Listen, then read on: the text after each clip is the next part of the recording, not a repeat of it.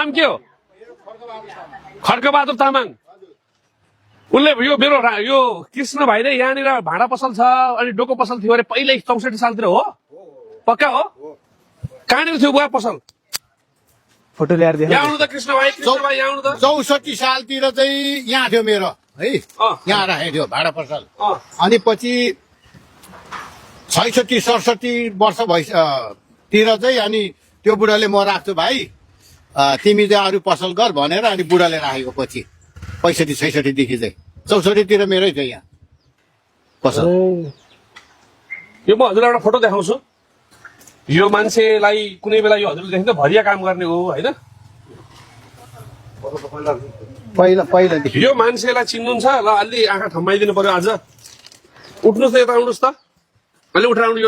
यो घटना संसारले थाहा पाइरहेछ, अलि तल आउनुहोस् ल। यो मान्छेलाई नजिकबाट याद गर्नुहुन्छ? यसको नाम पदमबहादुर हो कि उहाँको नाम रामबहादुर होला? रामबहादुर बस्नेत कि पदमबहादुर बस्नेत? पहिला आउनु त आएको होला, मैले पनि ऊ भरिया काम गर्ने होला भरि काम गरे थियो। भाडा पसल यहाँ पनि राख्थ्यो, दुईटा बुढाले ल्याउँथ्यो भाडा बोकेर, यहाँबाट पनि जान्थ्यो नि डोकामा लगेर। यिनीहरू त काठमाडौँतिर भरिया गर्थ्यो, बेला बेला यता आउने अनि यो छोरालाई लिएर आउने। छोरा त्यसरी आएर यही छोरा, तर उसलाई थाहा छैन, बाबाले उसलाई छोडिदियो 2-3 वर्षको उमेरमा, 3-4 वर्षको उमेरमा पनौतीमा छोडिदियो। 4-5 वर्ष अन्दाजी हो। बाले त 4-5 वर्ष हुँदाखेरि यता लिएर आएको रहेछ। त्यो आउँदाखेरि उसले चाहिँ याद गरे कि यहाँनिर आएको, याद गरे यहाँ भाडा पसल थियो, डोको पसल थियो भनेर भन्छ उसले।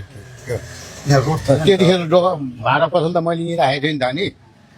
अनि पछिको बाजेले म गर्थेँ। अब सम्झियो नि त, यताबाट कता गयो जस्तो लाग्छ। त्यत्रो 4 वर्षको उमेरको मान्छेलाई के थोरै होइन, कहिले कहिले ठाउँले सम्झाउँछ दिदी, ठाउँले सम्झाउँछ। देख्नु त हामीले देखेको जस्तै मान्छे त्यो भाडा बोक्नु त करिब कतिजना आयो त चामल किनेर लगेको सबै चामलले। त्यसरी पसलहरू यहाँ मबाट त्यही थाहा नभएर त भाइको